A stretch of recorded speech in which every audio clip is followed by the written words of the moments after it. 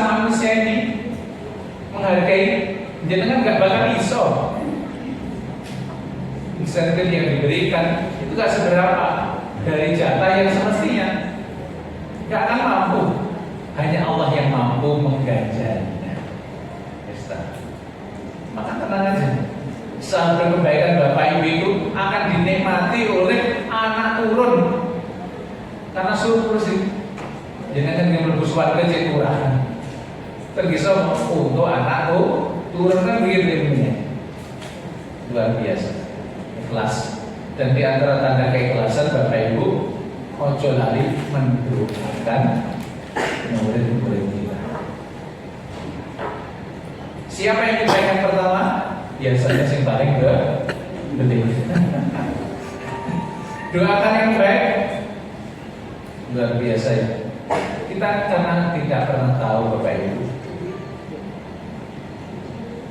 mana di kemudian hari dari mereka yang juga akan membawa kebaikan. Untuk siapa? Untuk kita, untuk keluarga kita. Bahkan kalau di pesantren kita diajari seperti itu. Doakan dan baiklah kepada semua santrimu. Ketika kamu terpeleset, ketika di litian, di sirat, tiba-tiba ada suatu tangan yang mengambil tanganmu dan kamu selamat. Ternyata itu adalah salah satu muridmu. Kita tidak pernah tahu.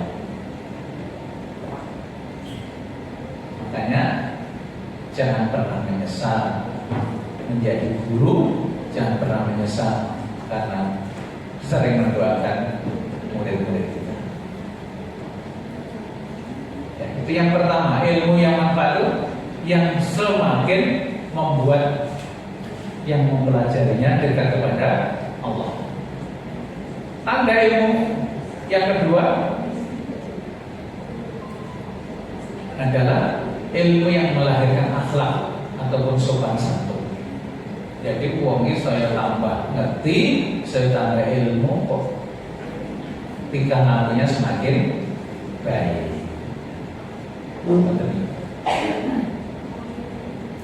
Jangan sampai seperti iblis. Iblis itu makhluk paling pintar, hebat dia.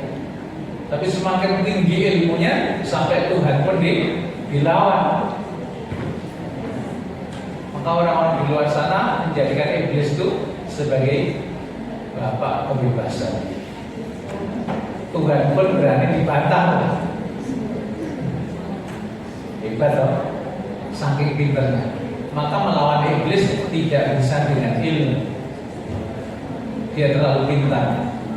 Melawan iblis itu hanya dengan satu cara, yaitu dengan rendah hati, tawadhu, mati budi. Maka dia tidak akan berani menggoda Adam dari bawah. Dia mau menggoda, itu malah dia kami baiknya ID, kami faltim. Aku akan datangi Adam sampai turunnya dari depan belakang.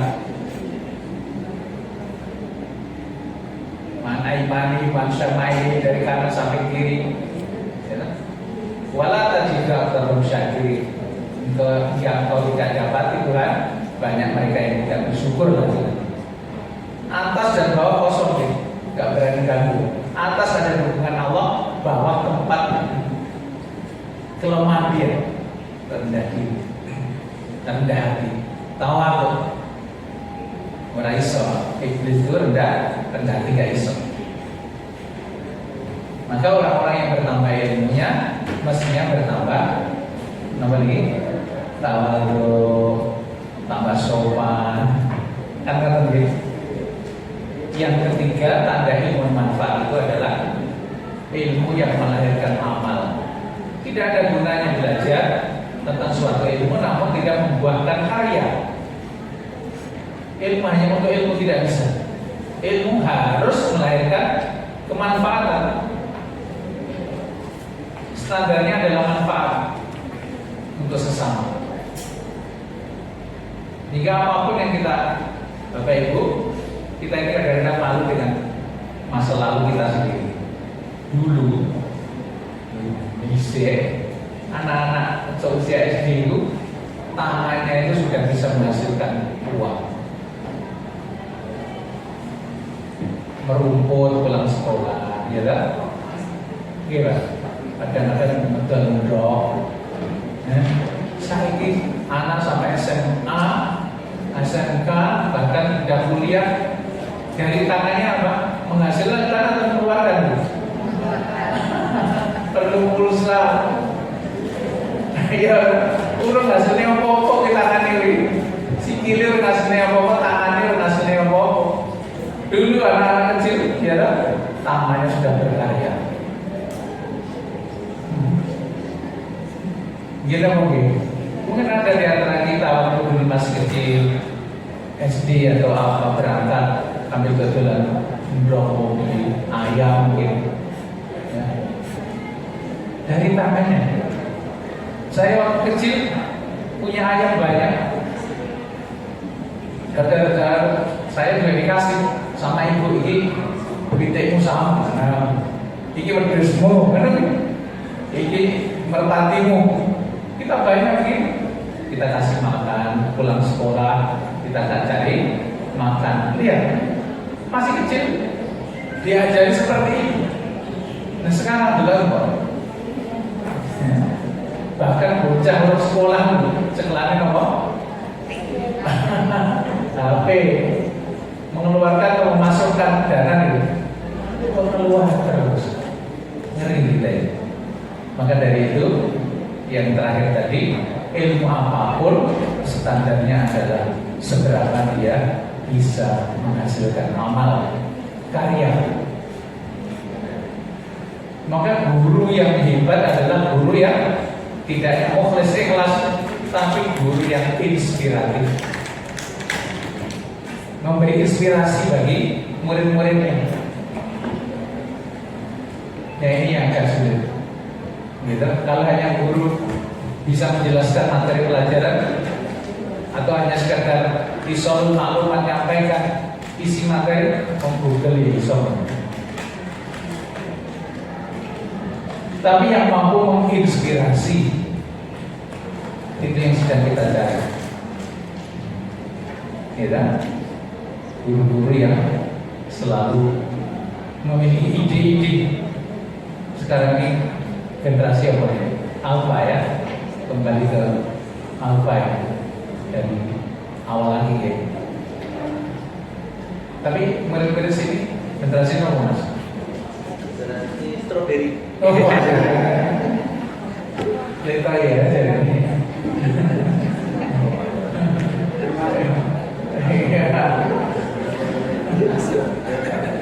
Nampaknya indah, tapi gampang konyol.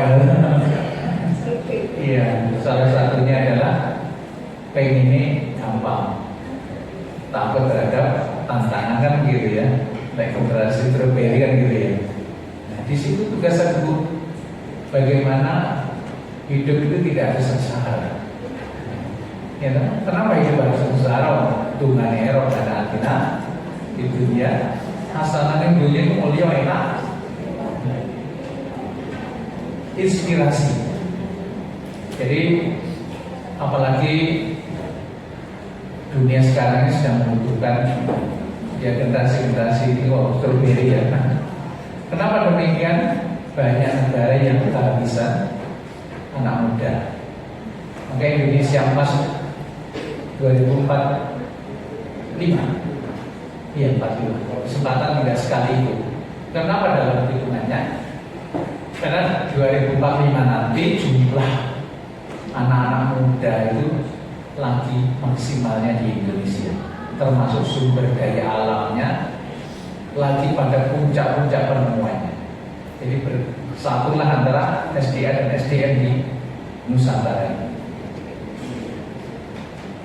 Dan itu hanya sekali Pak, karena lewat itu sudah generasinya berubah nanti. Di waktu yang bersamaan Jepang hari ini sepertiganya sampai pensiunan. Jadi sangat mengerikan Jepang hari ini, negara maju tapi di sini orang tua kabeh. 10 tahun yang akan datang 50-50. Sing ngisi negara kuwi wong tuwa kabeh pensiunan. Sementara yang harus menjalankan pabrik perusahaan harus anak-anak muda. Oke, ada apa tadi, ada robot dan sebagainya, tetap saja. Kenapa demikian? Nggak seimbang? Karena angka kelahirannya tidak banyak. Malah seorang di sana, jadi seorang ibu Jepang begitu. Ini tidak hanya di Jepang, ternyata penyakit ini banyak di negara-negara Eropa, bahkan di Amerika sendiri ada negara bagian tertentu di satu kota itu nomor ini omahnya di dalam $1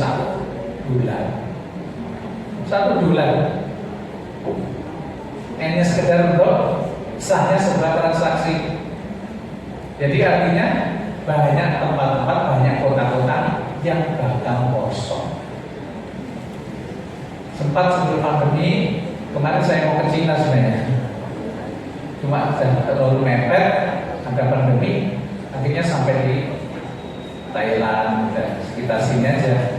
Akan melihat ada 8 provinsi di Cina itu yang mayoritas Muslim, ada beberapa perumahan elit itu tanpa penghuni, Pak. Orang yang singgoni ini membutuhkan orang yang lemah bodoh gitu. Makanya bapak ibu bisa dua anak sekali. Ditempatkan di mana kayak banyak tempat, dan itu sudah jelas oleh Al-Quran. Innal arda yarithuha ibadiyas shalihun. Bumi ini diwariskan untuk hamba-hamba yang soleh.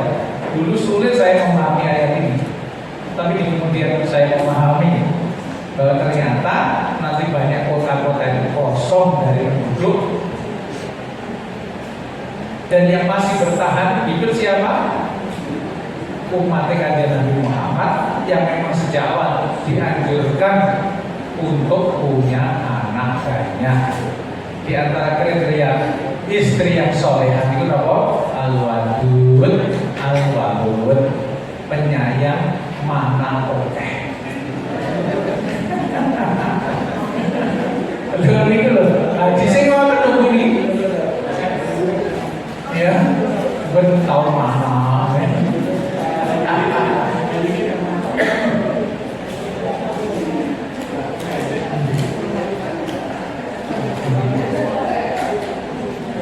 Dan nggak tahu kenapa TKI-TKW itu dari Indonesia banyak di mana-mana.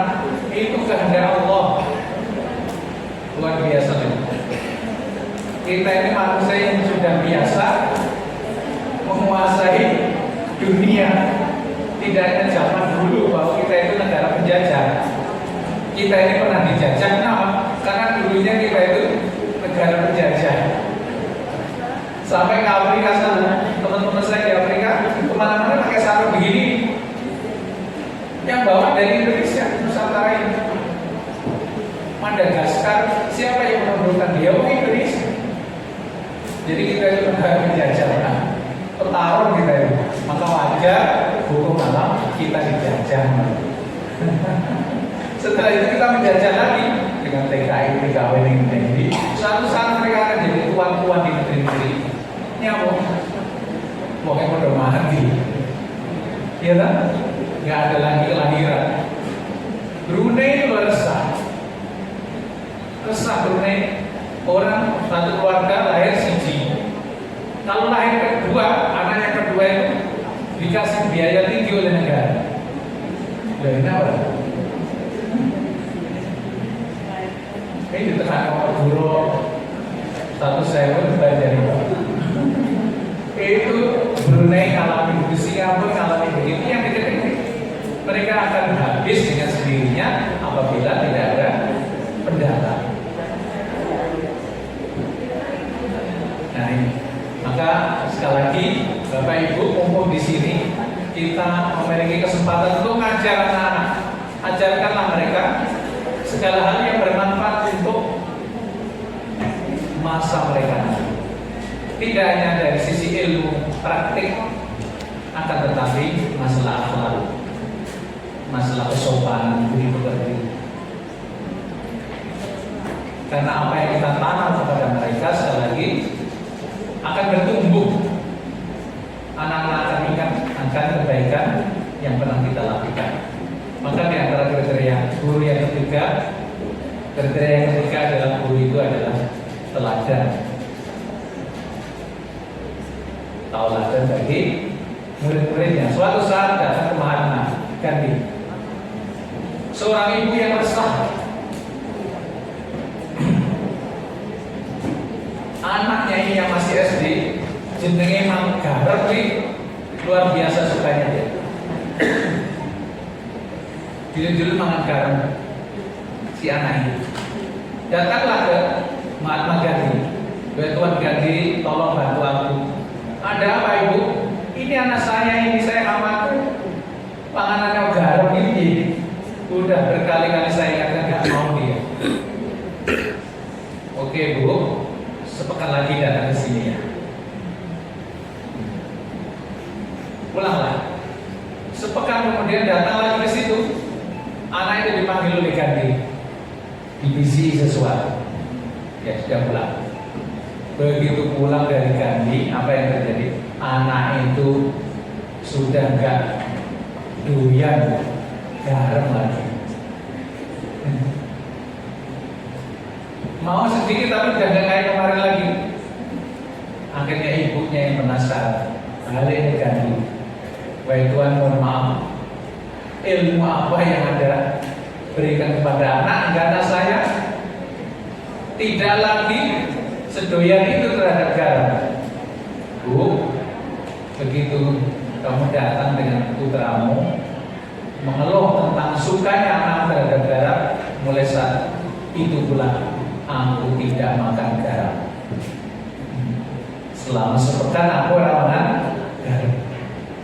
Akhirnya ketika anak itu datang, aku nasihat, nah jangan makan garam banyak-banyak. Anak itu langsung makan. Kok bisa terjadi? Iya, karena kita yang ngomong menasihati sudah melakukannya terlebih dahulu. Itulah teladan kebaikan. Makanya Bapak Ibu, andaikan ada anak kita, anak kandung atau anak didik, orang manut awake dhewe kira-kira sebagai namun niku. No. Kowe pantes di not. Kita belum melakukan. Ojo dolanan HP le.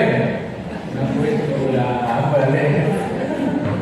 Bahkan suamimu itu dia kamu belai lebih jarang ketimbang kamu belai HP-mu. Ayo, bahwa matamu terakhir memandang dunia itu memandang profil HP, bukan memandang wajah suami. Memandang wajah suami itu pak, ini kayak memandang Ka'bah dari profil. Makanya kadang-kadang kalau istri tak jawab ini. Mobil yang delok Ka'bah.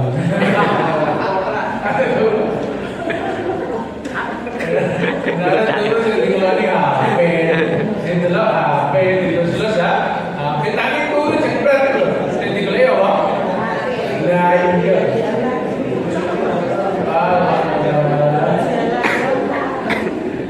Nah iya, kayak mau bukan murid-murid orang oleh tulan HP kok nanti.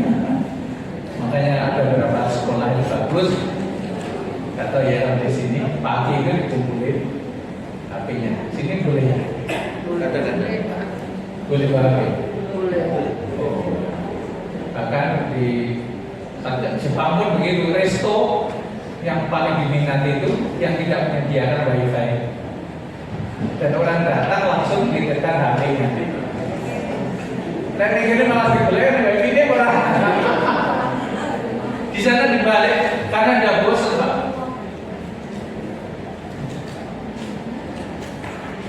Jadi masuk resto, HP dikumpulin. Akhirnya kita ngobrol, kan itu yang hilang. Sama orang tua aku juga begitu, gak silaturahim, cukup lewat video call HP. Kowe kaya lahir mungkin lewat download berarti. Kamu lahir di download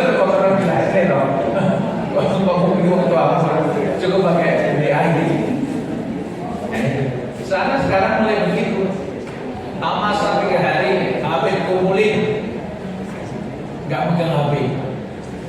Dia bikin nanti sekarang. Bosan. Coba ibu yang punya usaha kafe, resto ya, coba bikin aturan itu.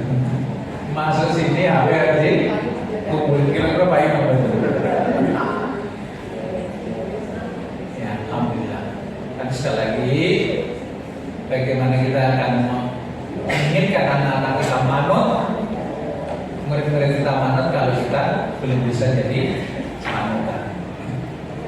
Yang penting saya berpesan Bapak Ibu, tolong doakan. Selalu milikilah waktu walaupun sejenak, atau ketika kita mau mengajar, pandanglah yang datang di situ santri dan ini murid tadi dia murid siswa ya. Murid apa siswa? Ya, murid itu bahasa Arab. Murid itu dari arah dari murid sama sing punya keinginan kuat ini jadi murid. Peserta didik. Pandanglah mereka, doakan sejenak, walaupun di dalam hati Allah berkahilah hidup mereka. Berilah manfaat terhadap ilmu yang aku sampaikan kepada mereka. Doa yang lirih itu didengar oleh Allah dan seluruh penduduk langit. Sempatkan, langsung maju mulai. Iya kan? Kenapa kadang-kadang dalam hidup ini yang kita adalah keberkahan. Seakan-akan keberkahan khusus, bukan sesuatu yang ada. Kita nggak butuh keberkahan sebenarnya mencari nilainya apik, mencari pintar. Tapi masa selesai dari masa pendidikan, murid itu belangsang. Padahal mencari pintar. Di sana kita baru sadar yang dibutuhkan dalam hidup itu adalah keberkahan. Rezeki yang juga yang penting barokah, banyak nggak apa-apa. Karena sendiri orang pokok yang penting barokah. Barokah itu apa? Bertambahnya harta kita tidak bikin kita repot. Itu tanda barokah. Bertambahnya harta tidak membuat kita repot. Ada orang bertambah harta, tambah repot ini. Ada mobil mandek di KPK, ada ngobong, kan? Jadi kalau itu barokah, bertambahnya membuat hati kita semakin damai dan bahagia. Kalau barokah itu ada kata sedikit tidak membuat kita mengeluh, merasa tercukupi. Masya Allah. Makanya setiap kita mau makan, doanya Allahumma barik lana. Dan segalanya yang terpenting itu adalah barokahnya, itu termasuk ilmu. Itu mungkin Bapak Ibu yang telah saya sampaikan. Mumpung Bapak Ibu masih memiliki kedudukan yang sangat istimewa di sisi Allah, tolong manfaatkan. Di antara memanfaatkannya bagaimana? Pakailah kesempatan ini untuk selalu mendoakan yang baik-baik untuk harta kita sendiri, untuk diri kita, anak turun kita, juga untuk peserta didik dan siapapun. Hati-hati, guru kui omongannya itu geni dari ojo, kui upas.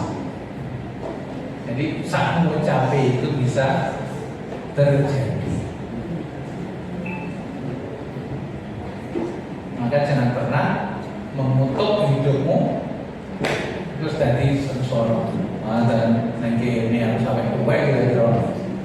Akhirnya tenang nanti pindah-pindah begini. Nyawa omongan dewi. Kemarin sore saya itu diminta mampir ke mantan guru itu pensiunan. Sakit. Macam-macamnya apa jenis? Komplikasi. Dan komplikasi ini panu karo jerawatan ora apa-apa. Iki komplikasi berat kabeh. Wis ora iso nyapa Pak Yai bulan iki. Terus saya sampaikan omongan guru itu bahaya, Pak.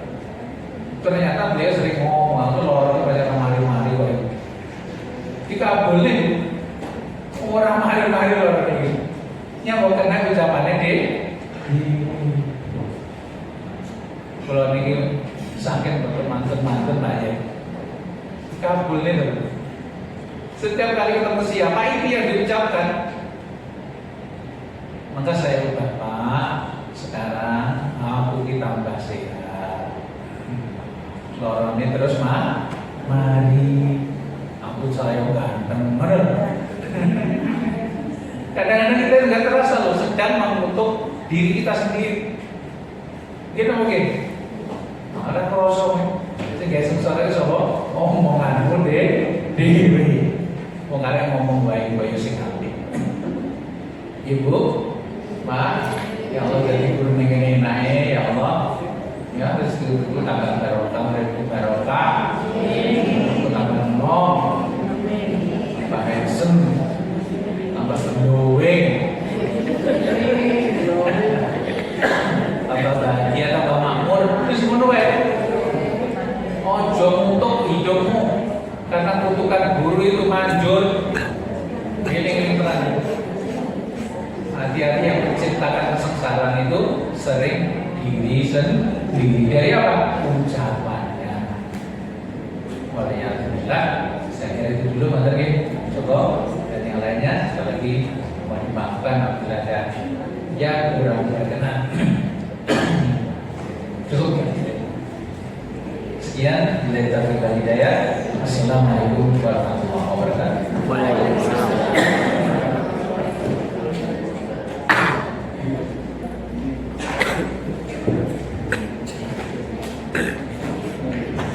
Bapak Ibu yang kami hormati, berikanlah tausiah singkat dari beliau Al-Mukarram Al-Ustaz Syamsuri Abu Arafah LC Al-Hafiz. Mudah-mudahan kita setelah dimotivasi dengan sangat tajam tadi, pendidikan kita sebagai guru yang mendidik dengan hati dan ikhlas beramal.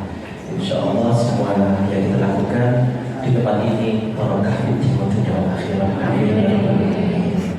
Informasi Bapak Ibu bahwa saldo kas pengajian tahun 2024 lalu sebanyak 2.914.000 dan hari ini alhamdulillah terima kasih semoga barokah bertambah 413.000 sehingga total saldo kas pengajian kita 3.327.000 rupiah. Terima kasih, mudah-mudahan bermanfaat. Kita akhiri wajah